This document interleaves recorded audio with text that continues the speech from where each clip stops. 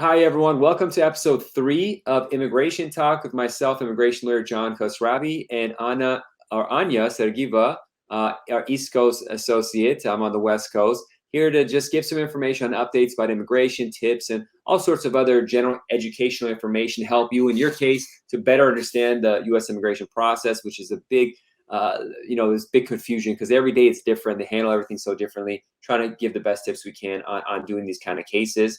If you're interested in scheduling a consultation, the best thing to do is to email me at info@jqqlaw.com. Again, that's info@jqqlaw.com. Today, we're going to talk about some military cases. It is Veterans Day. So we're going to talk about some military stuff and then about the medical checkup form I-693 when you're doing your medical for an adjustment of status case, a green card case, and some news about the credit cards being used for paying filing fees. So Anya, thank you so much for coming on again.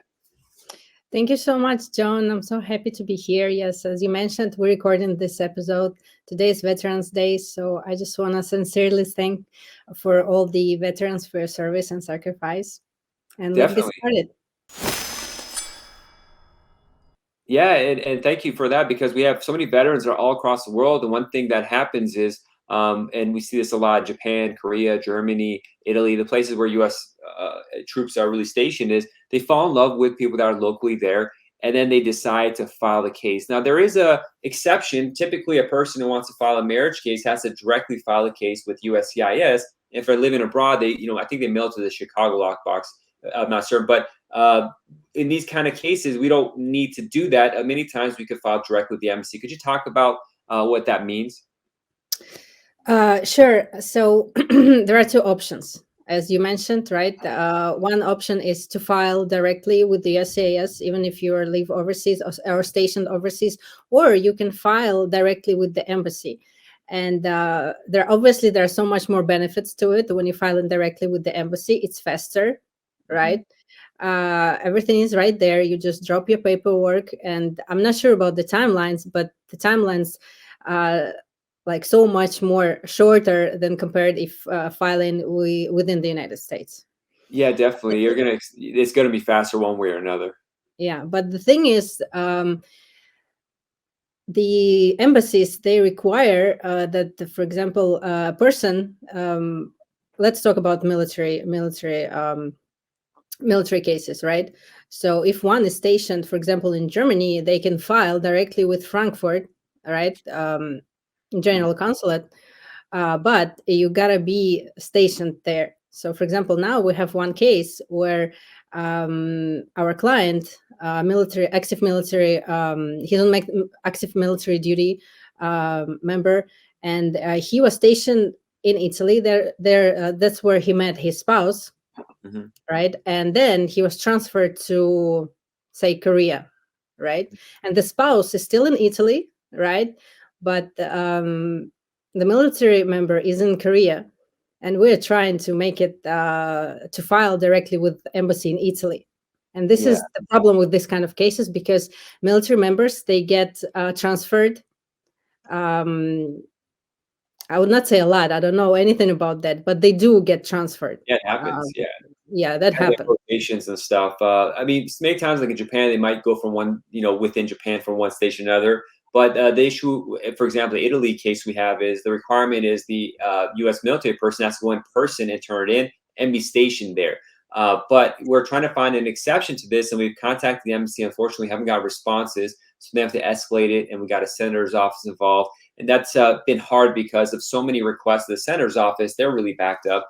But to say, hey, making exceptions is active duty. We can make these exceptions all the time. So just do it with the embassy, because we want to, the foreign spouse get a green card and come visit the family in the United States sooner. If we go the I-130 route, it's going to take over a year. It's going to take over a year easily, at least a year and a half. And so we wanted to kind of get it faster so they could, the breaks he does have from military duty when he comes to the U.S., he could bring his wife and they can meet the family and all that kind of stuff. So this direct filing is possible. There's another aspect where if that pops up, and we didn't plan this one out, but it popped up in my head because a lot of my cases are military spouses where the foreign spouse, typically the wife, is in the United States on a student visa or something like that. They get married and they file the I-130, but then the U.S. petitioner, the citizen, gets transferred for active duty. And I've seen people who won't file the case, and they for a year almost, and have had this several times because they think that they both have to be in the U.S. together because the I-130 adjustment is going to have an in-person interview, and they think that the spouse has to be the U.S. spouse has to be here for the interview. But there is an exception. It's up to the discretion of the USCIS officer doing the interview, but they're almost always going to say positive discretion on this and say even though both partners are on there, the one is stationed overseas, they could go the foreign national go individually and do a marriage green card case alone. Now you need to have the paperwork showing they're on active duty, so you need to bring that with you so they'll believe you. But then the U.S. Foreign person who's in the United States goes to the interview and could adjust status even though their military spouse isn't there. So it's not a reason to not move the case forward in these kind of cases, whether in the U.S. or overseas.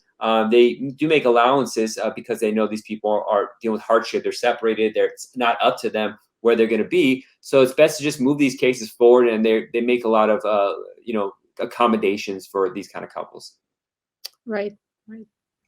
So the next thing I wanted to talk about is Form I-693. Now, the medical checkup is something that comes up whether you're doing consular processing or adjustment of status. In the U.S., it's called Form I-693. Now, there's been an update for COVID. So as we spoke about this in a previous episode where you have to get a COVID vaccine. But one issue I've been having is, our clients contact the doctors for this medical, or they're maybe work with another firm and they're getting some other information where they tell them that, let me back it up actually. So for our cases, typically when doing adjustment of status, I won't necessarily do the medical checkup and submit it with the initial application because many times we don't know how long it's going to take and it may expire by the time the interview comes, although they're valid for 2 years now if properly filed. But the other thing is sometimes we want to file the case fast, and to get the medical, they have a scheduled time with the doctor. They may have to do a TB test. They may have to do an X-ray. They may need additional tests. All of a sudden, the medical part takes so long that it's just not worth the time. We just want to get the case in. And USCIS has an allowance. They say, well, you could just bring the sealed medical envelope with you to the interview. So I've been having this issue where the medical staff's office or some other firms are telling my clients that no, the medical has to be submitted within 60 days of signature or else it's not valid. And that's just not the case. Now, there is a 60-day requirement where if you file Form I-485, the medical has to have been done within 60 days of that filing. That's where that 60 days comes in. But in our cases, we file the case, and after filing, they do the Form I-693, the medical checkup when they're in the United States doing adjustment of status, and that will cover them for 2 years from the signature date of the doctor. So again, I see that I constantly hearing this error. They're saying, oh no, if you did the medical after filing, it's only valid for 60 days. And your interview is not going to happen in 60 days. It's going to take longer. So that medical is invalid. You have to do it again, which costs clients money. And now there's a COVID vaccine requirement, which some clients don't want to do after October 1st. They're stuck with that. So I just wanted to clarify that and to let people know who are watching about the medical requirement. It's just not the case. And I had a client yesterday really distraught because they didn't want to get the COVID vaccine. And based on what this other person told him, I'm not going to be going to the interview with them because they're out of state and they decided to hire a firm. So to just go to the interview, and their assistant gave this bad information and it really shook them up. So I had to help calm them down because it wasn't correct. But we see this stuff. There's a lot of inconsistency in how this is interpreted, and especially the medical when they keep updating the rules on the medical. I think it was a year ago when they started, a year and a half ago when they started this big switch up. It comes really confusing, but it's in the policy manual. If we type in USCIS policy manual Form I-693, it's all spelled out there. There's even a chart there that can help you out. So I just wanted to talk about that because it's really important. Right. I just want to mention a couple of things that when you go to get your medical done, always check it. The doctor is supposed to give you the sealed envelope, but you always can ask for just a copy for yourself, for your records. And you have to always do it. You have to check this out. You need to make sure that the form is the right one. The edition is the current edition, because new edition has been updated since October 1st, right, John? Yeah, exactly. So new edition, and some doctors, they're still using old edition, and this old edition is not acceptable, right? And always plan, because especially now with COVID vaccine, and if you need to get, like, for example, Moderna, right, it's 2 shots. Yeah. And your medical exam won't be ready, right, until you get the second shot plus 2 weeks, if I'm not mistaken, or at least second shot. I'm not sure about that. But they just got to get it done. Yeah. Yeah. So it takes time. It takes time. You know, you made really two important points. This is something I have to tell every client, and we have a prepped email for this. One is the copy is so important to get, and sometimes some doctors say no, we can't. This belongs to USCIS, and technically it's illegal for a doctor to withhold that because every state in the union and Canada and most Western countries have a requirement. If you see a doctor, they have to release the file to you regardless. And Yeah, so some because it's doctors your don't. stuff. It's your information. Exactly. So they can't It's not hide that theirs. from you. And so there's that. But even if you look at the instructions for Form I-693 on the website on USCIS.gov, it says, I think on the first page, even the doctor should give you a copy. And then even in addition to that, there's training manuals for the doctors who sign up for this civil surgeon program. And in the training manual PowerPoint that said, automatically give them a copy. So I've had to threaten lawsuits on many doctors on this because they don't give it. And why is it so important to give? Because the doctors mess up. It used to be 1 out of 10 times. We're now seeing like 4 out of 10 times. In particular, on the page with the vaccines, there's a line of like 10 vaccines you either have to get or you don't have to get. They mark it. Every line has to be marked. Either they got the vaccine, they have proof they got it, the doctor gave it, or it's not a medical necessity. For example, the flu shot is on there, but if you're getting your medical done in the summer, it's not required. It's only required in the winter. But if one of those lines is missing, then USCIS is going to reject the medical checkup and you have to do it again. One time I heard of a case being denied, not even given the opportunity for the client to redo it, even though it wasn't their error, it was a sealed envelope. We got contacted afterwards, and I couldn't believe it. This was insane that the USCIS officer didn't give them time to redo it because it's not their fault. Now they could reopen that, complain, and fix that, in which they did. But that's the big thing to worry about. So you really want to make sure they give you additional copy in addition to the sealed envelope, so you can review it for errors. The same case that I talked about earlier, the example of the other firm saying there was a mistake on the form. That poor couple had to go to a doctor 3 times. They went to 2 different doctors because the first one did mistakes twice on it that made the form unacceptable. So they gave up on that doctor, went to another one, the third one. They had some errors too, but their errors weren't big enough where we just said, okay, we got to get it in because it was getting too close to October 1st. But these doctors do it because they're in a rush. This is it's just the thing they do. It's just the extra money maker for the office, just fill out a form. Many times their assistants do everything. The doctor essentially just signs it. Unfortunately, we've seen just so many errors of carelessness by the physicians who are doing this. So it's really important to be on top of it because it could delay your case. If you send it in and somebody's missing, you're going to get an RFE and have to wait longer. And I know the number one thing, other than cost, the number 2 thing I guess clients worry about is how long this will take. So you want to kind of time that out so it works out okay. Right. And that's what we're here for. We check all these medical exams for you if you don't want to do it yourself, right? Yeah. And we catch the thing before before it's too late. Yeah, so our clients, you typically, now we're talking yesterday about maybe just having clients do the medical and file it with it just to save time. So that's a potential thing, might be switching up our office. But people do get a notice in the mail from USCIS as a reminder to do the medical. And we always tell clients, as soon as it's done, send us a copy, immediately read it, because sometimes, it's easier to have a doctor fix it if we catch the issue immediately and send it back, as opposed to weeks later where the doctor might even charge an additional fee for it. So you really want to catch that stuff, and it's part of our services. And the stuff people don't expect, they assume, oh, the doctor's going to do it right, but they don't. As I said, it's almost like 40% of the time now I'm not doing it right. It's kind of out of control. So that's what we're here for. So if anyone's interested in having a consultation with the case, just email us at info@jqklaw.com. We can take it from there. Anya, I think you were about to mention something. Yes, I wanted to mention just one last thing about the medical. So depending on what kind of case you have, for example, if you have marriage adjustment, right? It's okay if you file it with the case or later on. But for example, if you have employment adjustment of status, it's always better to file it with the initial application. Why? Because some of these cases do not have interviews.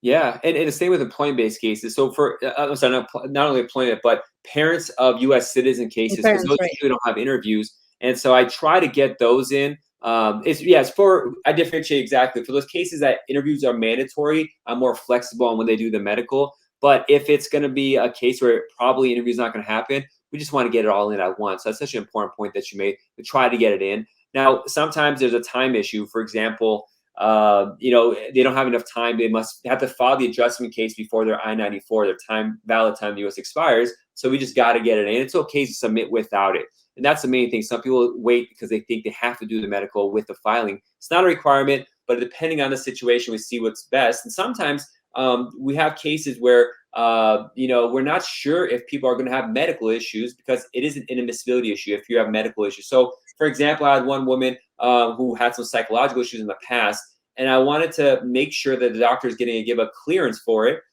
before we submit the green card case, because I don't want to submit a green card case and then do a medical and see that this person has an issue that's going to cause inadmissibility. So I went to the doctor, explained, 10, 15 years ago, she did some self-harm because of some issues she was going through, but that hasn't been the case. And she got her psychologist signed off that she's perfectly fine. It was a dramatic period in her life that was going on 10, 15 years ago, but that's over and no threat to self exists. And so I wanted the doctor to approve that first in the medical before we submitted the case, so I wouldn't have any surprises. So you have to play by ear, and this is where experience comes in of seeing this kind of situations and trying to catch it. And it's a difficult conversation to have when you talk about someone's mental health, especially. But you want to, be prepared for every scenario.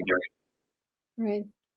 So the last thing we're going to talk about is credit card filing. So we had some updates that happened in the news, immigration news, about the credit card. So what is the news about credit card filings? I mean, well, you can explain what that even means, credit card filings. So California Service Center, help me with the date because I don't remember the date, right? It was like 2 weeks ago, so essentially right? beginning of November, let's say. Yes, so now you can submit your filing and pay by credit card if you submit your application with the California Service Center, right? Yeah, exactly. Before, only lockboxes could do that, and slowly but surely are adding different aspects of cases. So California Service Center, typically, if you're doing employment-based cases, that's where we file premium processing, if depending on what state you're in. So if you have an L visa, for example, intercompany transfer, you want to adjudicate it faster, you pay a premium processing fee. Before, it had to be by check. Now they allow credit cards. But I'm hesitant, and our firm hesitant using credit cards. Could you talk about the worries we have about that? Yes, you never know if it's gonna work. This is the main worry, right? It might work. It might not work because the personnel at Logbox doesn't do it right. Yeah. It might not work because, for example, you have a daily limit on your credit card, right? And you have like 4 family members, and it's just this sum piles up. And sometimes they do call you saying, or your bank can call you, or you can get a message on your app, or just a message from your bank or iMessage saying that, oh, there's this Logbox trying to do this transaction for this amount of money. And we actually had this one case where I think it was Chicago Logbox, right? Yeah. And they called the client directly saying that we're trying to do the transaction, or bank called, I'm not sure. Yeah. And the client said, I don't know who is that. No, this is some fraud. And that's it. They declined the transaction and the submission came back because the fees were not paid. Yeah, and we didn't. I mean, it took like 4 months to get the case back, so we thought it was just going forward. We even got a receipt in that case saying it was cash, but then it took them 4 months to realize it wasn't because the client had a fraud notifier, and they said that Lockbox is calling. They had no idea what a Lockbox was. They said USCIS, they would have figured it out. So it was $1,760. They had a thing where above $1,000 they have to call it in for fraud, and the client denied it. And after that, I said, after that, I stopped accepting client credit cards. I would just use the office credit card because for doing this, because the clients might not be on top of it. But then I had several cases where the Lockbox wouldn't type in the numbers right, and they said the credit card was invalid or something like that, and the case was returned.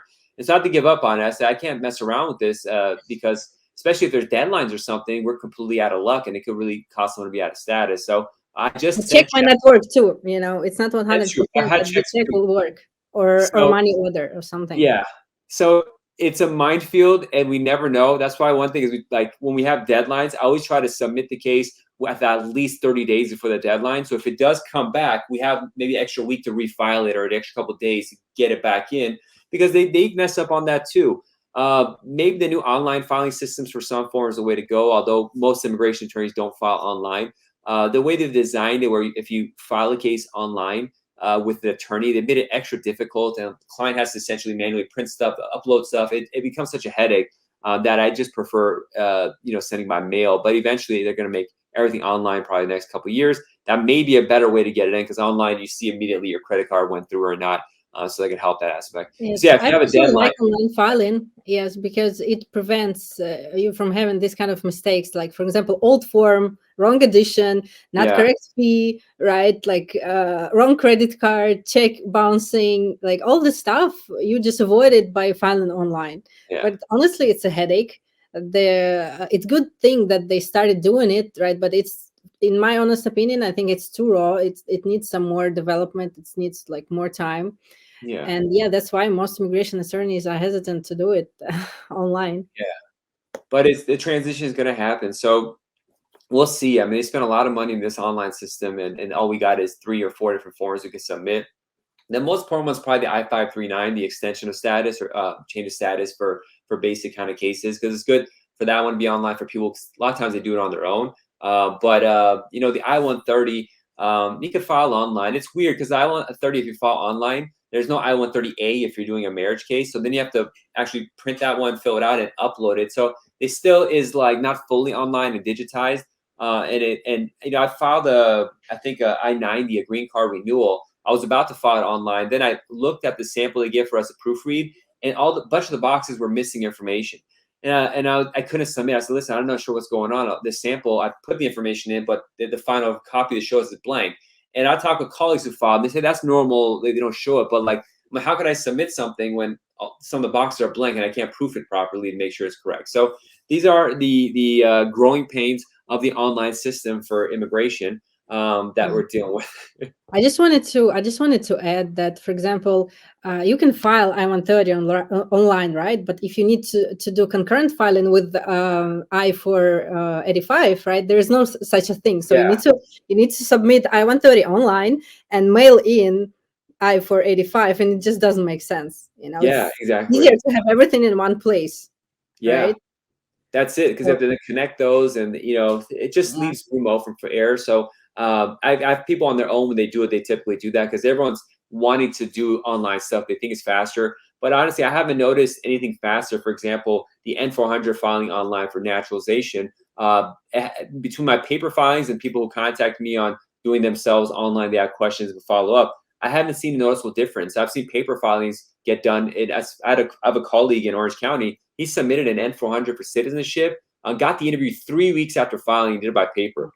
Now, 3 years filing, he was like, "Was there an error here or something like that?" Because Was it it's now? Was it like 2021? yeah, it was like 2 months ago. He Wow. it was like blown away. I'm like 3 weeks because like it's so inconsistent. Like I talked about this in the live show yesterday, but I filed a naturalization case for a couple in November 2020, and this one guy in the same time. That the couple got their case done in 3 months. By February, it was done. February, Marchish. The other gentleman filed at the same time, has his interview coming up at the end of November. So they're both paper, similar cases, no issues. They're really basic M400s. But there's no consistency in this. Now, this guy, you know, he's from South Asia. They're from Europe. Maybe that's an issue and stuff. But the cases were so clean, and they both had green cards for over 10 years. They just kept renewing their green cards, and decided, hey, why do we keep renewing this? Why just file for citizenship? And that's one thing I found. Most of the citizenship cases we handle are cases where people have had their green card for over 10, 15 years. And they're like, you know, every year I'm telling myself I'm going to file citizenship this year, and we never get around to it. So they just, you know, we have to give it to an attorney to do, because if it's up to me, it's never going to get done. And this is pretty typical of a lot of green card Please holders. file. Please file Yeah, as soon as you qualify. Please file. You never know what's gonna happen. We just had this case. So, lady was she was she had her green card for like 10 or 15 years, right? And she just got arrested last year for I would not say, I don't remember what, just some minor thing, like no charges were filed, nothing, you yeah, know. So, but on her paperwork, right, the police officer marked that she's a citizen, and she signed on it. And like, she didn't see it, like nobody read this yeah, kind of stuff, and now it's a huge problem. And for example, if she filed for citizenship like 10 years ago when she was eligible already, she would not have this issue. And yeah, now probably she will not be able to naturalize, because it can be considered a false claim to US citizenship, and yeah. this is a It's huge going thing. to be discretionary, but they have to explain. Listen, I wasn't reading it. I didn't make the claim. The officer wrote it there. Try to fix it up in the record. We had one case where the officer did something like that many years ago. It wasn't even on the paperwork there, but we did an FBI background check as a backup. And in the FBI background check listed citizens. So we realized in the internal systems a police officer put that. We contacted the FBI and said, listen, fix this up. This wasn't, we never said that, and they corrected it. But, you know, if we hadn't done that and USCIS did its own background checks and that came back, we don't know what would have popped up at the interview. And false claim to citizenship, for those who don't know, is a kiss of death for immigration. It's just as bad as murdering somebody. There's no defense. There's very few defenses of any. And it's a one-way ticket to getting kicked out of the country. And that's why, you know, people accidentally, like in California right now, they changed the rules where they automatically register you to vote unless you ask not to when you're getting your driver's license. And this is such a problem. A lot of states are doing this. It puts immigrants in such a bad position because they might mistakenly get registered, and later on, USCIS comes and says, "Oh, you registered to vote." It's a problem. Now, the Biden administration did update the USCIS policy manual on registration and stuff like that. For mistaken registration about 2 or 3 months ago, but it's all discretion. Someone may hold it against you. I had a case where a guy accidentally registered, but he had written he had two problems. One is he was at university, he was walking down, and someone said, "Hey, do you want to sign this thing about, you know, saving the whales or something like that?" And he signed it, and in it, because it asked you to vote, the guy had wrote he's a citizen, and his signature, he had signed it, but it was really obvious the pen that wrote the information was the other person's, because the pen was a different color than from what he signed. So he said, "Listen, I just signed it." The guy filled it in later. The officer believed that, and then he had registered to vote by accident when he got his driver's license, and he had marked citizen, and we went and undid it. There's a way to deregister. He had filed on his own, it was denied, and we refiled it and said, "Listen, all these other people did it, we didn't do it. Look at the pen signature being different. Look at this. Why would this guy lie about this?" And the officer, this guy was a PhD, a student. He's like, "You're a PhD. How do you make this mistake?" I'm like, "Listen, officer, it doesn't matter your PhD or not. These kind of things happen." And he's like, "Yeah, you're right." And he approved the case, but it could easily go the other direction if the officer doesn't want to go your way. They have discretion on this kind of stuff. Right. So the rule of thumb, if you're eligible to file for naturalization, it can be 3 years if based on the marriage to a citizen, or it can be 5 years, or 1 year if you're military service, right? Yeah. So just file ASAP. Get it? Yeah. I was having a consultation yesterday for a couple that are doing removal of conditions, and I said, "Well, a year later you could file for citizenship." And you know, he was the foreign national. Like, "Oh, I'm not sure yet, this and that." And the wife was a U.S. citizen, laughed because she said, "My dad for 35 years kept saying, 'I don't know, we'll think about it.'" And then she said, "Dad, you've been here for 35 years. You're essentially a citizen. Just get the paperwork out of the way, because you never know what's going to happen. There's maybe a travel ban. There might be lost paperwork here and there. It's just there's no point if you're going to be living in the U.S. and paying the taxes anyways to not file for citizenship." There's a rare case. Well, it's not that rare, but a lot of countries don't allow dual citizenship. The U.S. does, but if you're Indian, Japanese, German, these countries will cause you to lose the passport of the home country for the most part. And so in the case for yesterday, the guy was Indian, and he said it's a little bit of hassle if I want to go back and live there and stuff. But you know, India has a special thing where he get like a existing resident permission to come back. Germany has some small nuances where you could keep it, but Japanese clients are a little more strict. You lose Japanese citizenship, it makes hard for them. But there is some planning required. But if you're going to be living here, there's no point in not filing for citizenship unless your case has certain issues where filing for citizenship just creates more problems. So it's a rare thing. That's what I want to say. That's what I want to say. That sometimes filing for citizenship can hurt you. Yeah. And again, only immigration attorney can tell you if this is the case.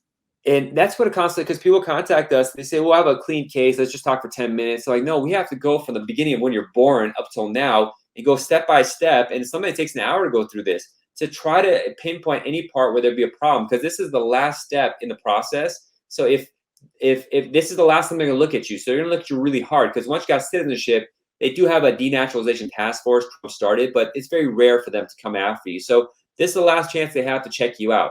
And so you really want to talk with a lawyer to try to go through all the history, all your paperwork, maybe FOIA, do a Freedom of Information Act request for your previous files, because there's a bunch of errors people do. I have errors where we were, like, for example, when they got their green card, they didn't list foreign military service, and that could be a problem now.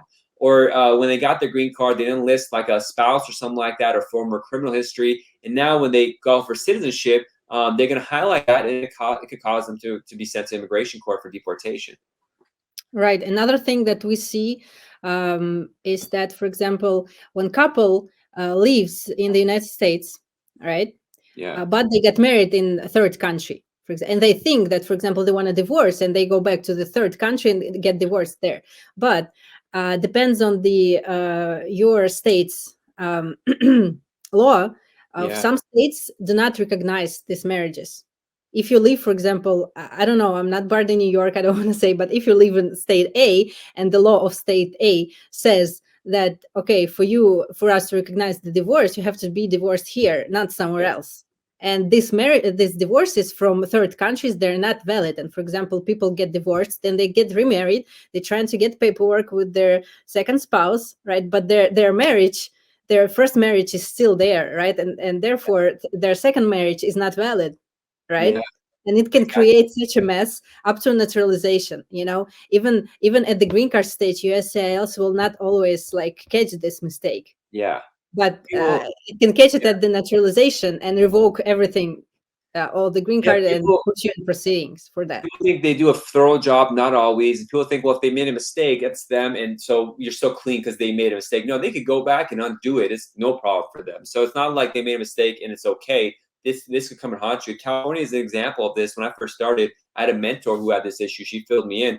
Like in California, if you're both residing here, spouses, and this couple that she had wanted to do a quickie divorce. So they went to another country, got a divorce, and came back. And then they got remarried. The new marriage weren't valid because in California, if you're both living here, they want the California courts to get the divorce to make sure there's a fair distribution of assets. One partner's not taking advantage of the other partner. And so when they went to adjustment of status for the new marriage, that was denied because their marriage was not a real marriage at that point because it was invalid. So it's a minefield, and it's really hard to even know that because immigration lawyers are immigration lawyers. We don't do family law. There's 50 states and there's 50 different rules. But once that's where experience comes. And once you see it once, then you question it. So every time we have clients, we ask how many times we've been married. Let me see the divorce certificates. See what states they are. What are the dates? Does it make sense? Do these kind of issues pop up? And this is the analysis that happens. And again, when people contact us and say, "Well, how much is the price for something?" We're like, I don't know. I have to see all your paperwork. Because as we talk about many times in our shows about birth certificate errors happening, we had